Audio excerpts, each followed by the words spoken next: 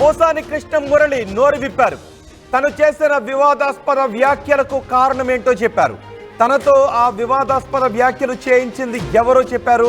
తనతో అలా తిట్టమని ఎవరు చెప్పారో, ఎవరు ప్లాన్ చేశారో, ఎవరు స్క్రిప్ట్ ఇచ్చారో, ఈ వివరాలన్నీ పోసాని కృష్ణమురళి ఇప్పుడు పోలీసుల ముందు ఒప్పుకున్నారు.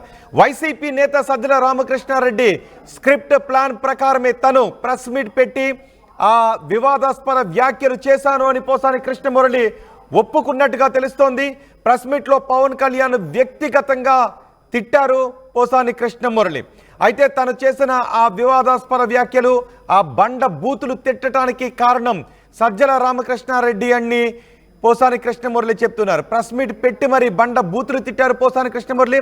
తాను తిట్టిన వీడియోలను సజ్జల భార్గవ్ సోషల్ మీడియాలో వైరల్ చేశాడు అని పోసాని కృష్ణమురళి చెప్తున్నాడు. వైసీపీ రాజకీయ లబ్ధి కోసమే ఈ వివాదాస్పద వ్యాఖ్యలు తనతో చేయించారు అని పోసాని కృష్ణమురళి చెప్తున్నారు.